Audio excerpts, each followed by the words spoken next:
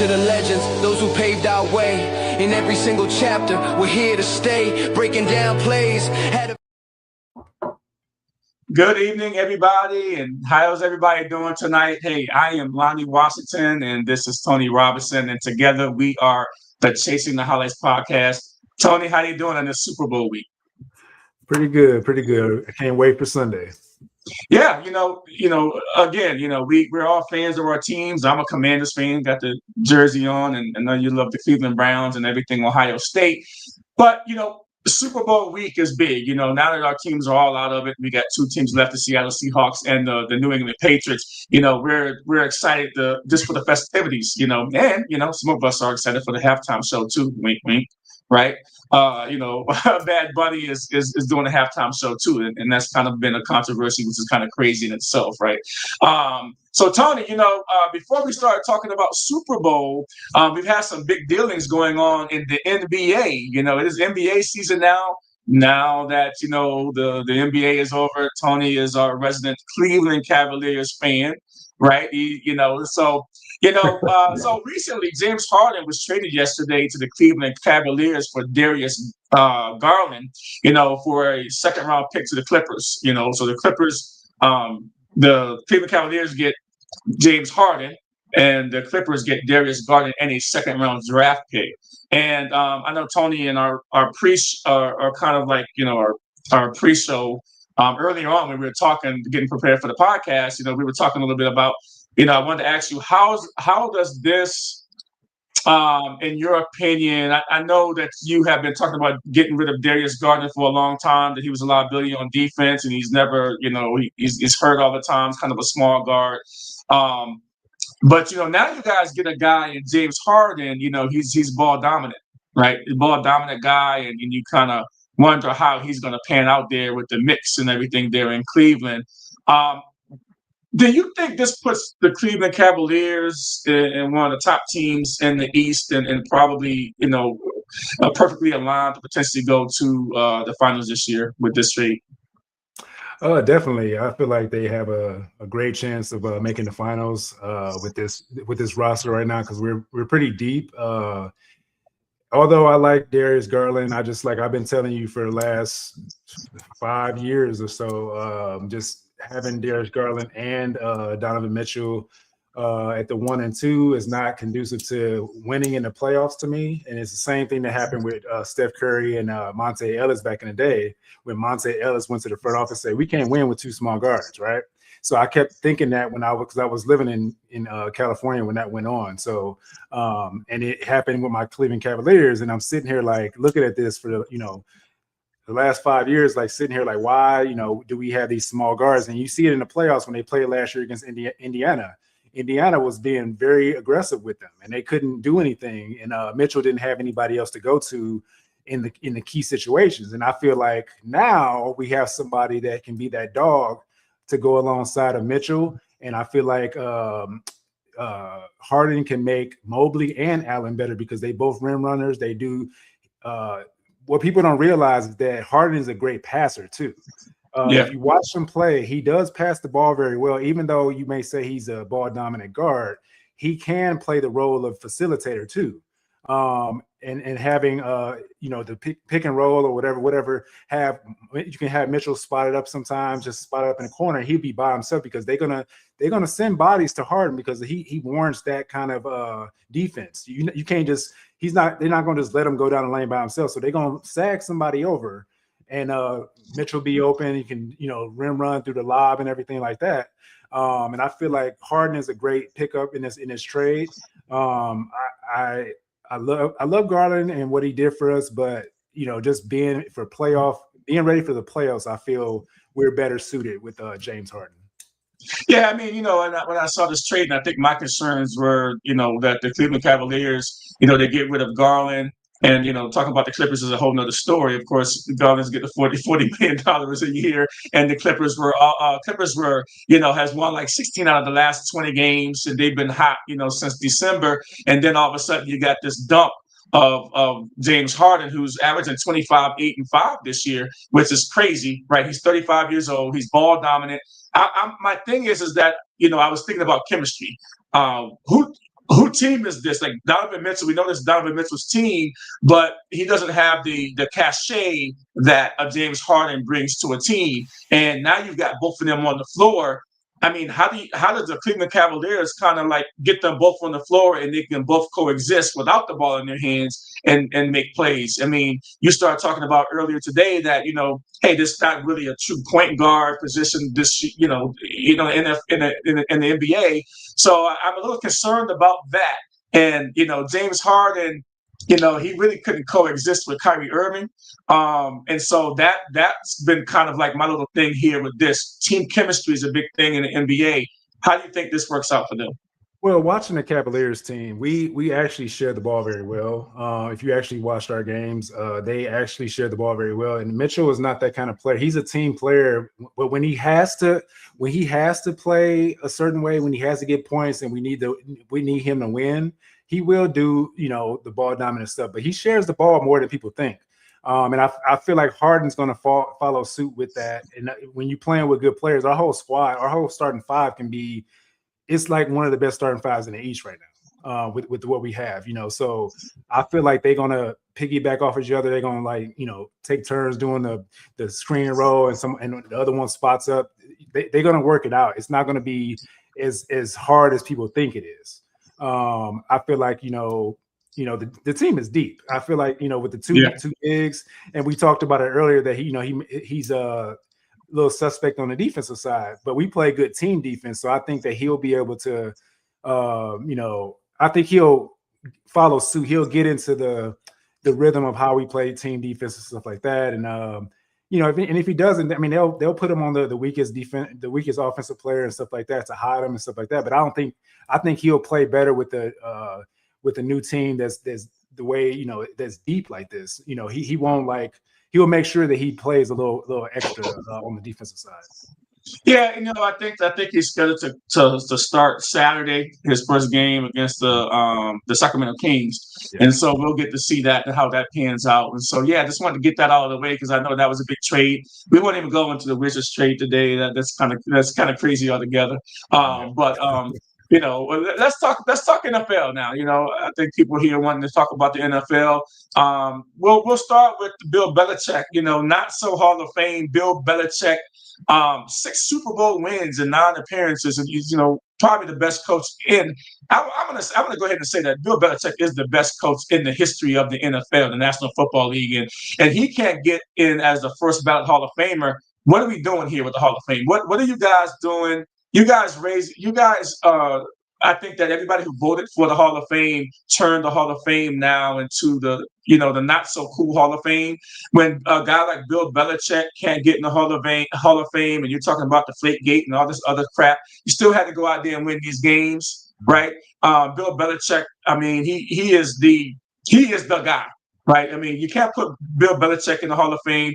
I think it loses the Hall of Fame loses a lot of its punch, a lot of its credibility now because of this, and I just don't understand it. And it's crazy, Bill Polian and all these guys are talking about making all these excuses, jealousy, all this and all that. But you got to vote Bill Belichick in the Hall of Fame first ballot.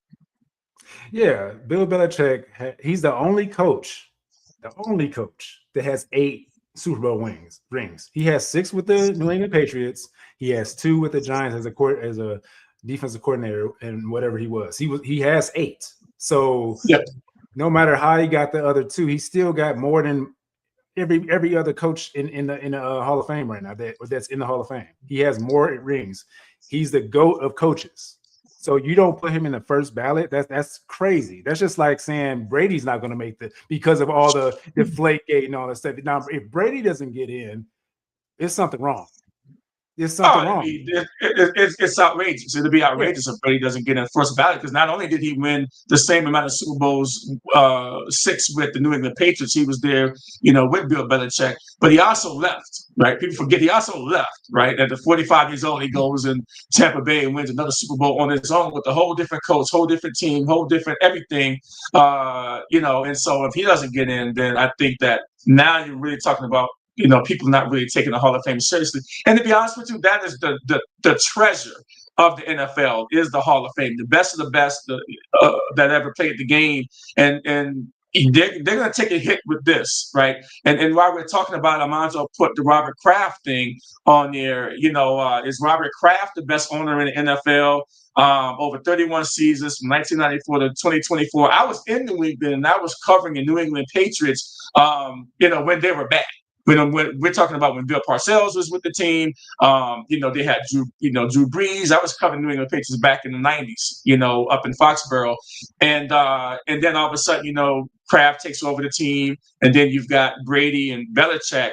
And then all of a sudden they just, think about this. I mean, he's the architect, Robert Kraft, the owner, 357 games, including wins, including the playoffs, an average of 11.5 wins per season. So about every 3 seasons, he went to a Super Bowl. His teams went to a Super Bowl about every 3 seasons since he's been the owner of the New England Patriots. And I think that's an amazing stat. And how he doesn't get in, again, the reports are out there that he's not in. And so I think this is outrageous that he didn't even get in either. Yeah, definitely. I mean, people are saying like, "Oh, he's an owner. Well, how does he get in?" Like, he's an owner, but he's an owner, but he spent the money to get people there, and like he's an integral part of the team. It's his team, so he has the rings too. So it's like I don't understand how he cannot get in. It doesn't make sense to me either. So but Jerry Jones gets in. And he hasn't done anything in 30 years because he's like the head of like the owners association, like we talked about earlier. I feel like that's a big key, the reason why he got in and not, prep. So yeah. Yeah, I mean, how does Jerry Jones get in and we're sitting here and he hasn't won a Super Bowl in over 30 years, and then you have Robert Kraft that doesn't I mean and don't get in. That is totally outrageous, and I don't understand. To put a bow on that too, is like how do you get in when you got rid of your best coach because of your ego? How does that work? Like Robert Kraft didn't get in his way and say, "Oh no, Belichick, we're gonna do it my way." Yeah, so. It's outrageous, crazy. So yeah, we'll leave that there, but. Just wanted to bring that up because I think that's been some of the storylines that were kind of going on here over the last week and a half or so since the playoff games. The Super Bowl, the NFC and the AFC Championship game has come, and we got to talk about some coaches here too. I mean, so Tony, this is a head scratcher here. We got the Browns that hired Todd Monken, the offensive coordinator for the Baltimore Ravens, as head coach, and they snubbed Schwartz, who has been the architect of that good Cleveland Brown defense for the last 4 or 5 years. You guys have been top. I think you guys finished the top 5, this year, and excellent defense. And they interviewed Schwartz, I know, for the position. I think that everybody was waiting for them to pull the trigger on Schwartz. And maybe I'm an outsider, so I was thinking that, hey, they're going to pull the trigger on Schwartz at some point. The players love them, the defensive people love them, and then they go out and they grab, Todd Monken from, the Baltimore Ravens, and now he goes in there and he's got 3 quarterbacks essentially. He's got Dylan Gabriel, he's got Shedeur Sanders, and he's got Deshaun Watson that he has to manage. And I think earlier when we were talking, I was telling you that out of those 3 quarterbacks, he's got some I think it's going to come down between Shedeur Sanders and Watson. But how does this happen? Really, Todd Monken getting the job over Schwartz, and how do the defense kind of, with Schwartz now wanting out, he wants out, and then Monken going in and saying some smug words, in his press conference yesterday about Schwartz, and I think that he didn't really have to say that. He should have left it alone. But now you have a guy, Schwartz, that's going to probably leave the team, and they'll be looking for a defensive coordinator coming down the pike, and I don't think that is a good thing. Well, I don't think they. There's a lot of stuff that's out there, a lot of news, or like we don't know what's real, because from what I'm hearing, like for me, I'm gonna just talk from my opinion, my humble opinion. I feel like we made the right choice of going for an offensive coordinator, because that's where we struggled at. And knowing Monken's history since 2008 with Georgia and Baltimore Ravens, and like coming here, his track record has been to make players better. He makes the quarterback better, and that's the key. We've had so many bad quarterbacks, maybe because it was the coaching. They didn't get developed or whatever, because the way the Browns, the history of the Browns when they draft, right? They usually go for Heisman Trophy winners, right? Or not, or people that are like up in the Heisman Trophy, like because they're so bad, but they've been so bad, they always are picking top 5, top 6. Yeah, but they always go for those Heisman Trophy winners, because they're to me, their thought process is to get somebody of high caliber from coming in from college level, but they don't know I feel like they don't know their full like work ethic, because when they get to the pros, it's a totally different game, and like they don't lock in as much and stuff like that. Just because they're Heisman Trophy candidates in college doesn't mean it transfers over to the NFL. And I feel like that's the big part of like why we've been struggling to get the right coach or get the right quarterback over these years, because we didn't have the right coach in place to actually foster that. Like, okay, you were a great college quarterback, now let's transfer that over to the NFL.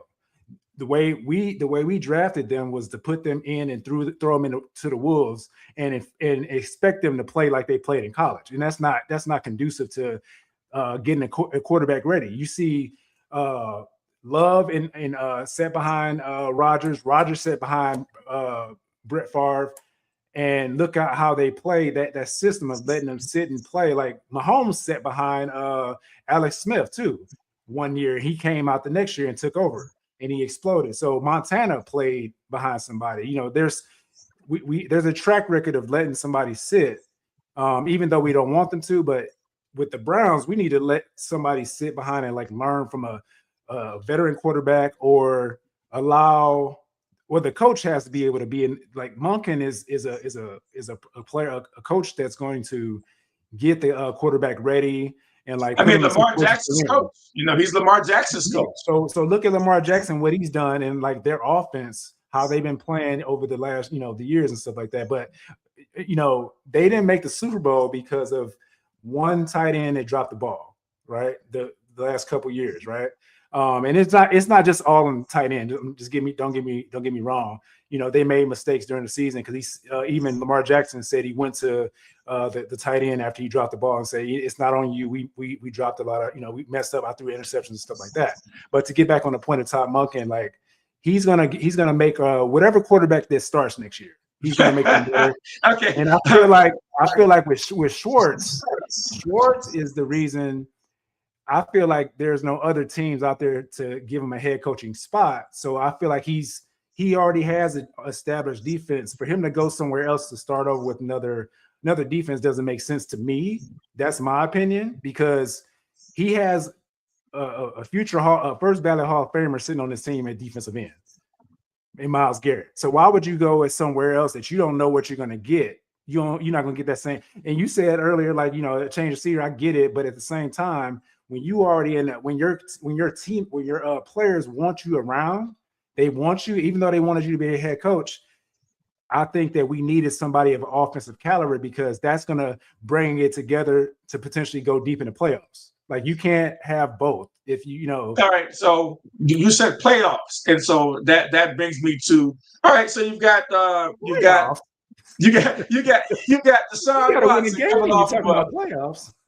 Deshaun Watson coming off of not playing in like almost the last 2 years, and he's coming off an Achilles that he tore twice. And then you've got the young Shador Sanders, right, which everybody is kind of warming up to now because they've seen him play. They think that he needs a little bit more coaching. They think he needs a full offseason. They think he needs this. They think he needs that. And I'm gonna go on record, and I said that I do not believe that Cleveland the Cleveland Browns make the playoffs next year with Shador Sanders at quarterback. However, I think if Deshaun Watson is at quarterback next year, then they will make the playoffs. And I think that this battle then in the offseason, if Munkin can do some things, like can coach up, both of these guys with Deshaun Watson and get Deshaun Watson back to where he used to be, then Shador Sanders is just going to be on the bench, right? And I don't think that he can beat out Deshaun Watson. I think Deshaun Watson is the better athlete. He can run. Of course, you don't know how he's going to be after the injury. I think he's more accurate with the ball. He's got a stronger arm. I think he's got a lot to prove because a lot of people don't like him because he's made $250 million guaranteed with the Cleveland Browns. But I think that this offseason is going to tell a lot because you can't have a guy making $60 million a year healthy and he's a healthy scratch. And I think if you got him on the pound, he's a healthy scratch. I think you need to, if you have a Ferrari, you want to drive the Ferrari, and he's $60 million. So, do you believe that Shador Sanders will beat out Watson? And do you believe that Shador Sanders, if he does start next year on the Munkin, that he can take them to the playoffs over Watson versus Watson? I think they could potentially make it with either one, but more with Watson, like you said. I agree with that to a certain extent because I feel like, but I feel like they both can because it just depend on if they got the same, direction and like learning and like. But I just know I've seen Watson in Houston. I saw him with the Cleveland Browns. I've seen him have two, Achilles tears. So in my mind, as a Browns fan, it's kind of hard for me to go that route. But I know that if we get the same quarterback Deshaun Watson from Houston Texans, if we get that Deshaun Watson coming back from injury like that, I feel like we could do something. But that Todd Munkin's offense, running. Remind you, I think that we know that your last head coach, I don't think saw eye to eye with the kind of offense that Watson wanted to run, right? But now you've got a guy that that Watson is going to be like, yeah, this is my guy. He gonna run. He had Lamar Jackson back there, and help Lamar Jackson. This is the type of offense that I want to run, and I think mentally he can thrive in this type of offense. And remember, that I go back to that comeback game that Watson had a few years ago against the Ravens, right, when he came back in the fourth quarter and he put the cape on, and that was the first glimpse that everybody saw that the Watson was kind of like that guy again that he was from the Texans. And I go back to that game because that's the last game that sticks out of my mind of what Watson did. But it's been a couple of years since he's been that guy. So I think when you see him in camp and if he can stay healthy, I'm not quite sure. My fear is that Shador Sanders is going to possibly get some playing time, but only if Watson is injured. And I don't think he's going to start. Man, I don't think he's going to beat out Watson unless there's just, he just out there for trade bait. Well, I feel like Munkin, like we talked about earlier, I feel like Munkin he wants to see what Watson has because that's $60 million sitting there. Like you're gonna earn this money. Like we're not gonna have you just sitting around, but if he gets beat out, then it's like you just sitting there with $60 million. I mean, what do you do with that? Like, it'd be I can't see if you get beat out by Shador he just lazy. Yeah, but if he get, I don't think he would be lazy because Deshaun Watson still has it a little bit. He's just not the same guy, especially after those Achilles injuries. I mean, can he be Sam Darnold? That's the thing. Can Watson come back and everybody, look them over? Can he be a Sam Darnold type of comeback story and then prove everybody wrong? I think he has the talent. He showed that he is a guy that can win in the playoffs, right? He shows that, when he's on his game and his mental is right, that he can get it done. So I'm picking. I kind of want the comeback guy. I want to see Watson, the comeback guy, versus Shador. I think Shador, he could, if he sat the bench another few games, half the season next year, and maybe Watson gets hurt or whoever and comes in, I think he can still benefit from it. But that playing time, when a guy gets a taste of playing time, though, that's the best experience that you can have. He had 7 games of playing time. He went 4-3 in those games. He didn't look too good in a lot of them, but everybody's going to say, well, that was just, he didn't have to coach, right? He didn't have this, he didn't have that. But a lot of it was on him, too. Well, yeah, but it's like the offensive play that he had was the issue. So now we have Monken's offense is going to be a little more open and free. And I feel like it was because he was still kind of running. Over time, they open up the playbook a little more because you can see that he was like using his arm, and I mean it's stuff that Dylan Gabriel could have did too, but he just wasn't throwing the ball accurately down the field. And we immediately saw, like, at the beginning when I was talking about beginning of the season and on the podcast, I was saying, like, I'm seeing the first time Dylan Gabriel took over, I was like, this dude can't throw the ball downfield. He's not like game to game, he wasn't throwing the ball downfield accurately, and he was like so in his head he wouldn't throw the ball. And I was instantly saying, I know Shedeur would throw the ball deep because that's what he does. All he needs is the opportunity. And then once he came in, he was doing his thing, over time, Yeah, once throwing the ball down the field, making plays. When you don't get enough time, when you don't get enough reps at quarterback and try to come in and close to the end of the season, when he came in, it was the last 7 games. It's not that easy, especially when you got a losing record, when you got guys packing it in and stuff like that. You don't get the full coverage that Dylan Gabriel had. You have to come back and try to get these guys riled up and give and it's hard to do that, especially with veterans that are like been in the game for a long time, so. Yeah, I mean, we're going to move on from that. We'll see how that transpires. It's like the season outside of the season now. And all these teams, the Steelers also make a kind of a interesting hire. Mike McCarthy.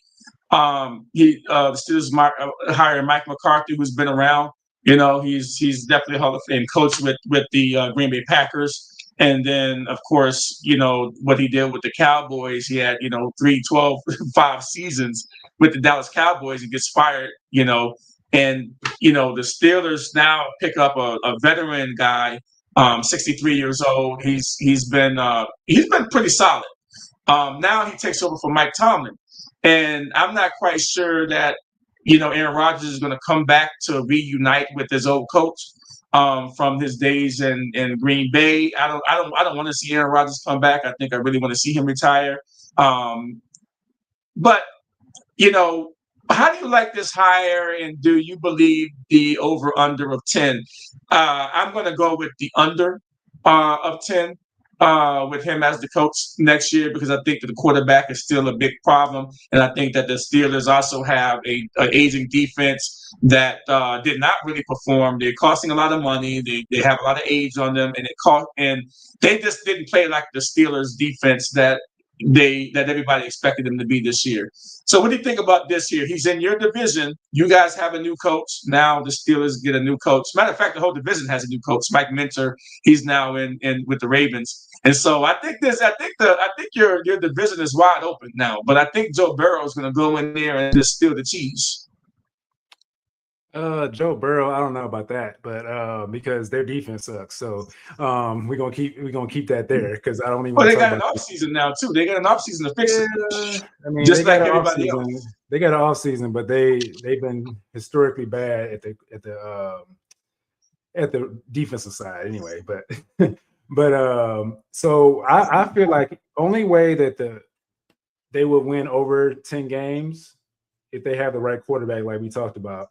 But what I've been hearing from the like in the news and stuff like that is they're talking about the coaching staff liking Will Howard from out of Ohio State. So and I think he was sitting there in the wings, learning from Rodgers, doing his thing, learning the NFL, just like we talked about earlier, getting drafted, and then you sit and watch the league for a year.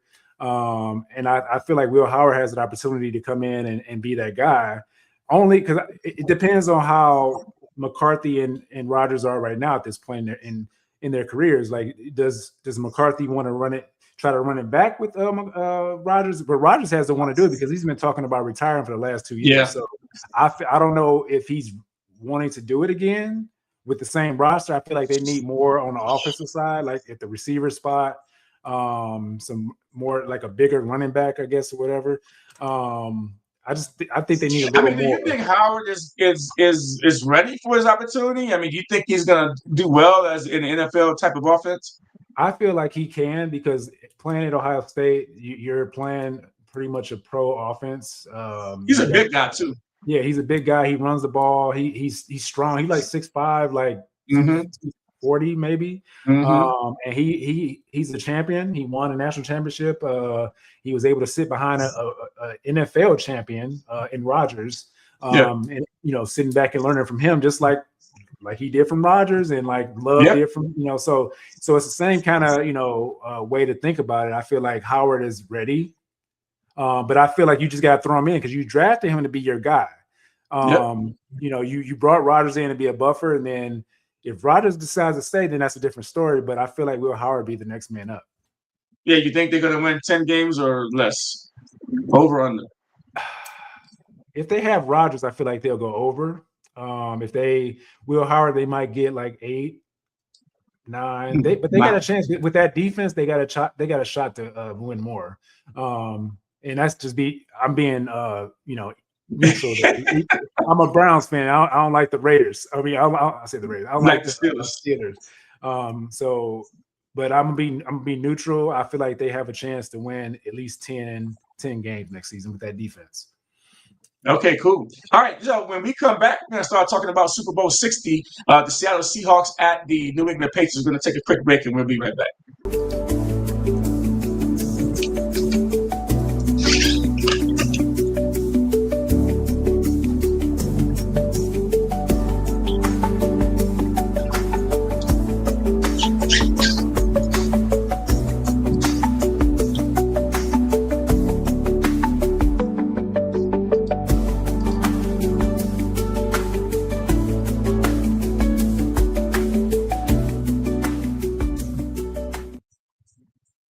Hey, welcome back, and you're watching the Chasing the Highlights podcast. My name is Lonnie Washington. I'm in Arizona, and my co-host is Tony Robinson. He is in Texas. And Tony, now we're going to transfer to the Super Bowl 60, and we've got a matchup: Seattle against the New England Patriots in San Francisco Bay Area. Sam Darnold against Drake May. And, these are two most unlikely teams that I think that everybody was thinking at the beginning of the season if you said these two teams are going to be in the Super Bowl. But they both come in different ways. They both earned their opportunity to be here. And so, when you start thinking about these two teams, I think it's going to be a really good matchup. Both of these teams are they've earned it. They beat the best of the best in each of their divisions, and some of them might have, I think the Patriots, people are saying they played an easy schedule and, this and that, but, they're here now. And I think that this game is going to be a really good game. And, you got a lot of storylines here. You got Sam Darnold's redemption, the Patriots' rapid rebuild. You have the rematch, the Seattle Seahawks rematch in 2015. And then you got, Mike Vrabel, he's a Super Bowl champion with the New England Patriots. So there's a lot of different storylines. And then Drake May, some say that he has an injury. Initially, as you start to look at this game, what's the first thought that comes to your mind when you see this matchup? Low scoring. Low scoring. Oh, definitely definitely going to be low scoring. Boring. That's boring. That's defense. You got one side that takes something away in the New England Patriots. They take something away, and I feel like they're going to try to take away JSN, but I feel like Cooper Kupp may open up a little more. And on the other side, I feel like it's going to be, it could be like 20 in the 20s each team probably, but I just feel like it's not going to be a shootout. But I feel like if the running game for the Patriots get going, because that's the only way they have to run the ball against this defense because they rush a lot the Seattle defense, they rush a lot. So you got to throw screens and like you got to run right at the top pass rushers to like throw them off. And then the play action to open up and stuff like that. But it's going to be up to the QB play to manage the game and not turn the ball over. That's the big thing. I kind of went a little extra on like, that's the first thing I see is it's going to be low scoring. Yeah, I mean, you're thinking that it's going to be a low scoring game, and I'm not, man. I think it's going to be a little bit. Every time people say it's going to be a low scoring game, I think it's going to probably be one of those 24-20 type of games. I think if you have a good weather over there in San Francisco, if it's not raining crazy, it's not doing all that.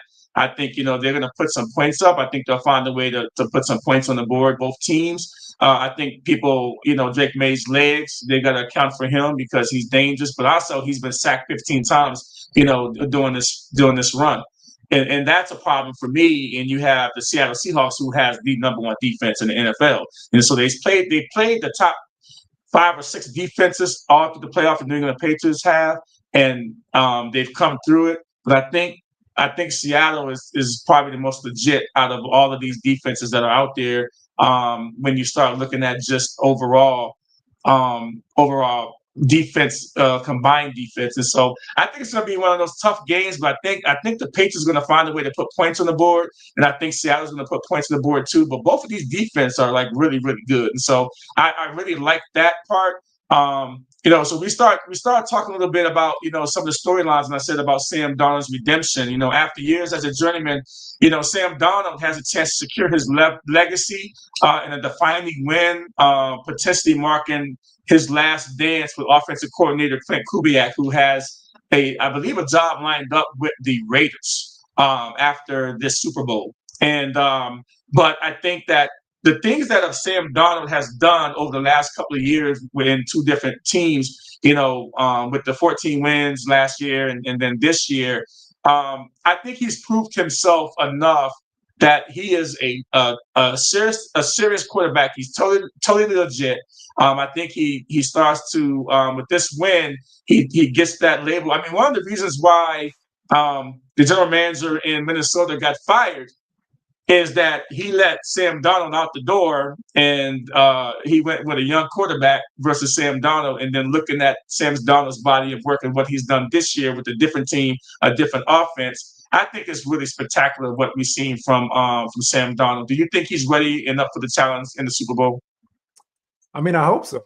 I mean, because it would be good to see like a redemption story like that. Starting with the Jets, getting drafted to a really bad team, organization, and stuff like that, and then coming out of that and still, going to Carolina.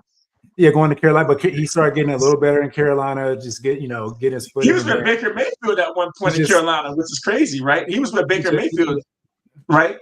Yeah, it just shows that going from it's not how you start, it's how you finish. Yeah. And that's why I said we talked about it before. Like a lot of quarterbacks, they need. It's bad when you play good in college, and then you go to a team that needs a quarterback in the first round. Usually that team is usually terrible. And it's usually my team, the Jets, and teams like that. So, and you're kind of a product of your environment. They think because you playing on a bad team, you're a bad quarterback, but it's not. They don't look at the total team dynamic and where you're going to. And then he goes to Carolina, he starts playing a little better. Then he goes to Minnesota, where it's kind of like it peaked. Yeah. It spiked really, really, really hard, really high. And then he gets the opportunity to go to Seattle with a new coach and everything. And he took it over and just ran with it. They got the pieces there. They got their what is it called? The black. Well, I was gonna say they got their defensive name back. They have a new defensive name. You said. Oh yeah. I forgot what it was. They have everything together, and I feel like he's there. And he's spearheading it because of his experience. Now he's been through so many different trials and tribulations, in his season, in his career, and I feel like I'm rooting for him. I feel like Seattle. I'm picking Seattle in this game because I'm tired of seeing the Patriots win Super Bowls. So I want Seattle to win. I want them to get that payback on Yeah. from Pete Carroll debacle that he decided to throw the ball on the goal line when he just should have handed Yeah. off to Marshawn Lynch. So Right down the street from me. I'm 15 minutes from the stadium where it happened at, where the Seattle Seahawks lost the game and the Patriots get the win. The other storyline in this game, is going to be, Smith and Jigma against Christian Gonzalez, and it's I really like this matchup. I really like the fact, that we're going to be highlighting these two the whole game. But I think Jackson Smith and Jigma, he's the best wide receiver in the league. I think he had over 1,700 yards receiving this year. You just can't stop him. I mean, the way he runs routes, how smooth he is out of his breaks, he's always seems to be open by a mile. He's just so good.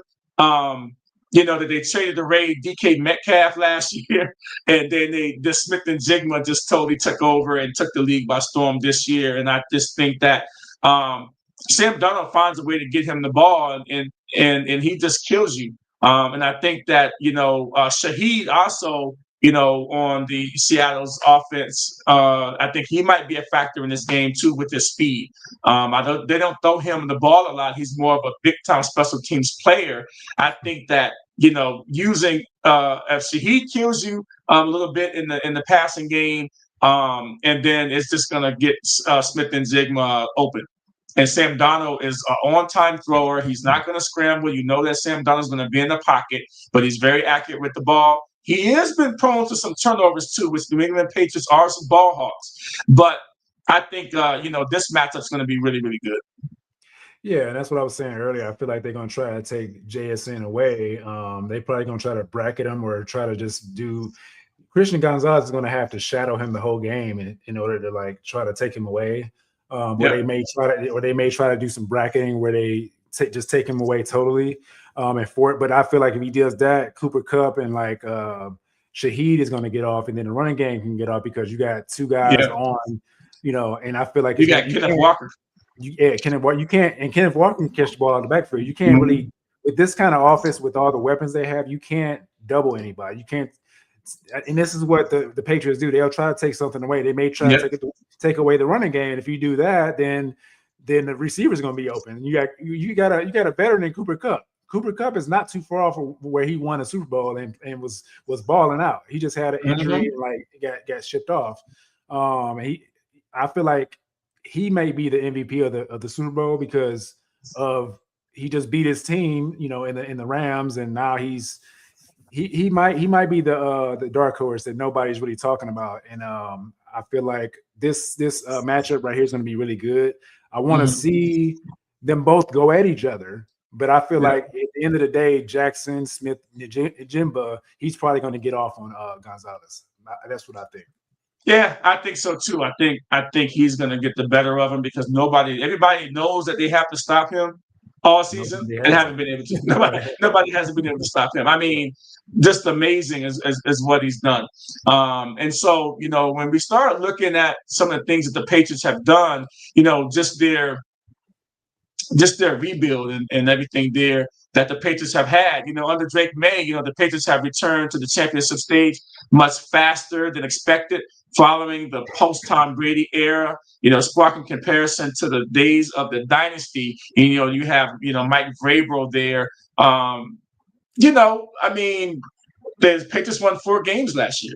And, Mike Vrabel comes in as a Super Bowl player. And I'm sure that, the Titans are kicking themselves in the tail right now of letting this guy go. He goes back to his old stopping ground as a player, and he gets them back into first-year coach, and he gets back in a title run in the Super Bowl. And to be honest with you, I think you don't even have to look any further. I think that Mike Vrabel should be the coach of the year. I think he should win this coach of the year thing. For just what he's done with the Patriots and getting everybody together and restoring that defense, restoring that Patriot pride, and doing all those things that the New England fans have been craving for over the last 5 years. And he's brought the New England Patriots fans back to life. And whether they win it this year or next year or whenever, the Patriots fans have been rejuvenated because of this. And so I think that this rebuild has been very impressive. Yeah, I mean, I didn't see it as a true rebuild. I mean, I feel like Oh, it was a rebuild. they had the players in place. I just feel like they just drafted well, and they put the pieces they drafted was really good. And because I mean, they didn't really get it wasn't like a big overhaul. Like I think it was just the coaching change was the big key. Even though they didn't give Mayo enough time to get his footing, but I feel like Mayo probably has some draft picks in there too that he brought in, and but but I do believe Variable is the guy that changed the whole thing, and he should be up for MVP, the coach of the year, or whatever. But I also think he's coaching Seattle too, because he's a second year coach doing what he's doing. He's never coached at this level before. He had like 7 or 8 wins last year, right? I mean, so I think this is his second year. In his first career, after trading away his best player, like, well, he actually played with him. I think he was on that team, but then he traded him the following season. But he came in and wanted to get his guys in, and he got rid of the top player on the offense, traded him off to Pittsburgh, and then so for him to see that and do that, I don't know if it was all him. I don't know if it's the GM and him talking amongst each other, but I feel like he had a hand in that. Yeah, and just getting rid of your best, like DK Metcalf was the man in Seattle, and then you get rid just kick rocks like that, and then you just go on this run to make it to the Super Bowl. That's pretty impressive to me. And I'm not taking anything away from Vrabel. Vrabel, both coaches should be up for it.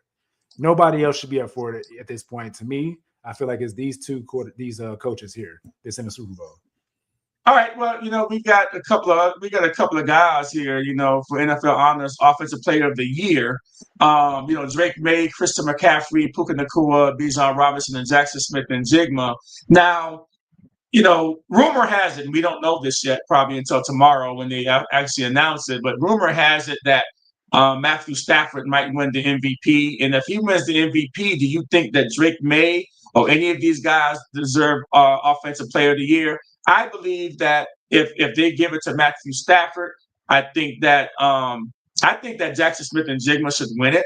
But of course, the quarterbacks are the darlings of the NFL. But I think if Drake May doesn't win this award, then it'll go to Drake May. And because Matthew Stafford isn't on this list, gives me the thinking that he's going to win MVP. What do you think? I don't think Drake May should be the Offensive Player of the Year. I feel like Offensive Player of the Year. I know they usually give these awards. It's all these awards are very like skewed, because if you only can give it to a quarterback, then you should just do away, because there's other players, other positions on the football field on the offensive side. I mean, we're not counting the offensive linemen, obviously, but but when you talk about the key roles, I mean, I understand that the quarterback is the leader of the team, leader of the offense, and stuff like that. But when you just think about all the players that he has around him, and like, I guess Drake May is he's up there because he's in the Super Bowl. But when you look at it, it's like when you watch the games, it's not. I don't see it. I feel like Puka Nacua, Jackson Smith-Njigba, those kind of guys should get more consideration than Drake May. Just my humble opinion. No, I don't know. It was Christian McCaffrey for a little bit, but then he started like tapering off, and like he got hurt a couple times, and it like kind of took him out of the running. But Puka Nacua, like he was the offense to me. Like he had if you're gonna give the MVP to the quarterback for LA, then you got to have Puka Nacua as an offensive player to me, because if he's not up for this award, Stafford's not up for this award. Puka Nacua is like, he's the main reason why Stafford gets the award, the MVP. Yeah, because he was the offense. He did everything. He ran the ball on some plays. He received a lot of passes from. He made Stafford good this year to me. Yeah, I mean, I just think that. I just think that Smith and Jigma is the guy. I know what Puka. I mean, come on, Puka Nacua. He's just incredible, and he's been incredible for a few years now. But I think just to see what Smith and Jigma has done this year and then what he has totally done in his whole body of work this year, I just think that he deserves it. If you're looking at the Offensive Player of the Year, we'll see how it pans out because we'll see. And this is me as a Buckeye fan saying this. I'm a JSN fan. I'm a Buckeye. Yeah. So I'm trying to be more neutral, and I feel like the total body of work, I understand what you're saying. I get it. And but they're like right there, like 1A, 1B to me for the Offensive Player of the Year. It's not Drake May. Drake May, I don't know. I think the defense did a lot to help the team win too. And you can say the same about Jackson Smith-Njigba too. So I don't know. It's kind of hard to make that decision right now. And MVP, right? This is it's funny that they put Matthew Stafford's name all the way at the bottom. I mean, you've got Josh Allen, Trevor Lawrence, and these are the finalists too, by the way. Josh Allen, Trevor Lawrence. I don't even know why Trevor Lawrence is even there. Drake May, Christian McCaffrey, and Matthew Stafford. And I don't even know why Christian McCaffrey's there. I know why people would want him there, because what he means to his team. But you need to throw out the Josh Allen, right? The Trevor Lawrence, and then the Christian McCaffrey. I think this is a race between Drake May and Matthew Stafford. No doubt. JSN should be in Christian McCaffrey's spot. And yeah. You think so? I feel like JSN should be in a Christian McCaffrey spot. Yeah. Up the NFL. For what he's done for the Seattle's offense. Like it's not just the quarterback play. It's not like it's JSN like balling out too, and the defense got them a lot of their points too. But I don't know, because it's not they're not gonna give it to a defensive player, so it has to be from the offensive side. So even though I feel like Seattle's defense as a whole is the MVP of the Seattle Seahawks, but from the offensive side, JSN, like, I mean, he's that guy. If you're gonna so who do you think wins the MVP? I got I believe Stafford is the guy out of that list. Stafford is the guy. But that's the finalists. Yeah, so they both. It's so skewed because it's just always quarterbacks and maybe a couple running backs, and it's like ridiculous to me. Yeah, and I think that I think that definitely Matthew Stafford deserves it. I mean, would he have 5,000 yards passing? I mean, 50 touchdowns. Did he have 50 touchdowns too? I mean, threw the ball to Puka though a lot. Yeah, he did. Yeah, he did. I mean, I must admit he did do that. So yeah, that's pretty cool. So now I'm not sure what the line is on this game. I thought the last time I saw it was like 4. I think it was I thought it was 4. Not sure if it has shrunk on this game yet. But our last picks of the season here, and I think that it's 3.5 right now. It's 3.5. Yeah, I can see it being 3.5. I'm just going to go ahead and say I like the Seattle Seahawks, and I think you had said something too about the Seahawks, but I like the Seattle Seahawks, and it's just I just think that they're the tougher schedule this year, the way their defense has played. Their special teams is like top notch, and Shaheed, if he makes a big play, I think he was the best signing at the trade deadline this season, and probably the last few seasons in the NFL. I mean, he's got a kickoff return, punt return, a couple punt returns, kickoff return back, and then I think he had like a 50-yard catch a couple of weeks ago against the Rams that got them going too, and so. I think that, with all said and done, looking at the whole body of work, I mean, that's Seattle defense. I mean, and just the left tackle stuff that the Patriots got going on, they haven't been able to solve that problem, really. Drake May's been sacked 15 times, in 3 games. He's averaging 5 sacks a game. And the Seattle Seahawks, they can get to the quarterback without blitzing. So they just, with their 4 guys, with Dexter Lawrence, and those guys, they can get after him without blitzing. And now that gives you got 7 back there playing defense on the back end. And I think that's where you're going to force Drake May to be super accurate. I think they're going to play a lot of man-to-man because when when young quarterbacks have to go against man-to-man coverage, they have to be super accurate. And I think they're going to Yeah, it's going to throw the timing off. He's going to have to get that ball out, and that's going to get that pass rush time enough to get him now. I'm not even going to say anything, but the offensive line of the Seattle Seahawks are going to have their hands full too.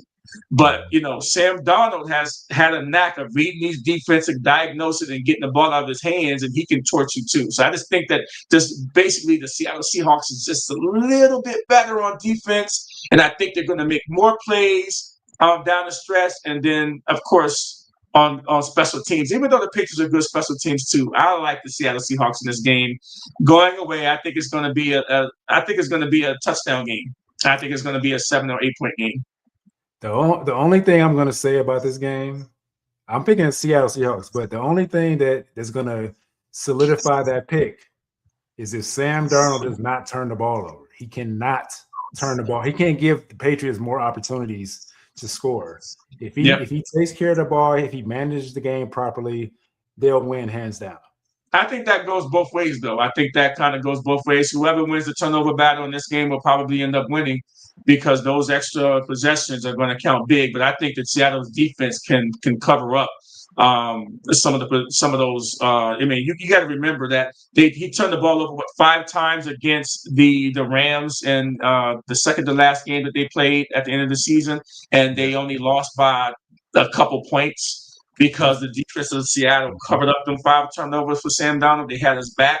So just knowing that he can make a few mistakes here and there, and that defense is going to be able to stop the Rams, a team like the Rams offense that I think is better than the Patriots offense. So, yeah, I think that holds true. But I think Drake May can't turn the ball over either, because if he does, and look early on in this game to see how Drake May's shoulder is, because I think that's the storyline, too, that everybody's been talking about. He hurt his shoulder in the AFC Championship game and blah, blah, blah. I think that's just kind of like, whatever. Yeah, his looking at the injury report right now on ESPN, it shows that he has that questionable off of his thing now. Only person that has a questionable is Darno with the oblique injury right now. So yeah, I feel like I think May he's fine right now. If he doesn't have that on there, he's fine. So no excuses. Well, he's getting a shot. I mean, if it's hurting him before the game, he's getting the shot. Yeah. I mean, it's just he's getting the shot. Wherever he needed to get that shot to make him feel better. Everybody is, yeah. Yeah, he's gonna get that shot before the game and at halftime, and however many times he need to get that shot to make him get through this game, it's gonna be it. But it's been a great season, buddy, with you on chasing the highlights for the NFL. We started out this quest, to do something finally. Like over the years, we've been talking sports all this time, and finally this year we decided to actually, put something out there, have a little fun with it, and yeah, it's been a great time with you this season, having you here, and man, we'll see what happens next. We don't know what's going to happen next season, but I'm looking to try to retain you next season. Thank you. Thanks a lot. I know you're a free agent, but we try to see what's going to happen. But hey, guys, thanks for tuning in all year. I'm going to be doing some Lonnie and Friends on my other podcast. We'll be doing some of that, so you might see us around and things of that nature. We might be talking some NBA as the NBA season starts to heat up a little bit down the stretch. You'll see us probably talking some NBA and maybe some other little things that we have planned down the road. So, hey, this has been the Chasing the Highlights podcast. Lonnie Washington in Arizona and Tony Robinson in Texas. Good night, everybody. Enjoy the Super Bowl. Come alive, 2 ex-players in the studio, ready to thrive. Friends and fans, uniting with the truth, sharing the passion, yeah, that's our proof. Chasing the highlights, where dreams come alive. 2 ex-players in the studio, ready to thrive. Friends and fans, uniting with the truth, sharing the passion, yeah, that's our proof. We treasure the legends, those who paved our way in every single